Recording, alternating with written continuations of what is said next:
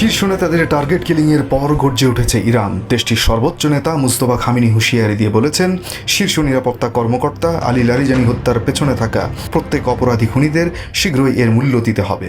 মার্কিন সামাজিক যোগাযোগ মাধ্যম এক্সে দেওয়া এক বিবৃতিতে খামেনি বলেন, সর্বোচ্চ জাতীয় নিরাপত্তা পরিষদের সেক্রেটারি লারিজানি তার ছেলে এবং কয়েকজন সহকর্মীর হত্যার খবর তিনি গভীর শোকের সঙ্গে গ্রহণ করেছেন। ইরানের নেতৃস্থানীয়দের হত্যার প্রতিবাদে মুস্তফা খামেনি দৃঢ় কণ্ঠে বলেন, প্রতিটি রক্তের ফোঁটারই যথাযথ প্রতিশোধ গ্রহণ করা হবে এবং এই শহীদদের অপরাধী খুনিদের শীঘ্রই এর চড়া মূল্য দিতে হবে।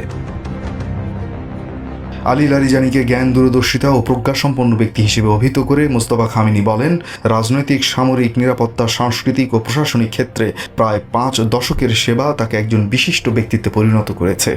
লারিজানির হত্যাকাণ্ড ইসলামের শত্রুদের তার প্রতি পোষণ করা শত্রুতারই প্রমাণ দেয়। তিনি সতর্ক করে বলেন, এ ধরনের মানুষের রক্ত ঝরানো আমাদের লক্ষ্যকে কেবল আরও শক্তিশালী করবে। এর আগে ইরানি কর্তৃপক্ষ জানিয়েছে, মঙ্গলবার ভোরে মার্কিন ইসরায়েলি এক হামলায় লারিজানি নিহত হন।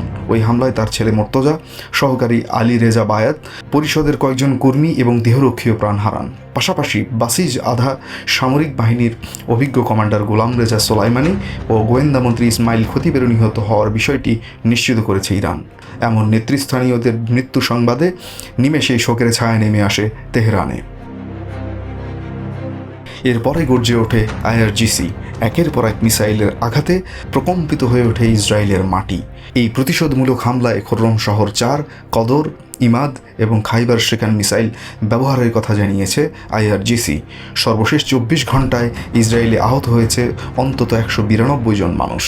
এছাড়া 2 জন নাগরিক নিহত হওয়ার খবরটিও নিশ্চিত হওয়া গেছে। পাশাপাশি কাতার, সংযুক্ত আরব আমিরাত ও ইরাকের রাজধানী বাগদাদে যুক্তরাষ্ট্রের স্থাপনাসহ শিল্প অঞ্চলগুলোতে মিসাইল হামলা অব্যাহত রেখেছে ইরান। আন্তর্জাতিক ডেস্ক, RTNN।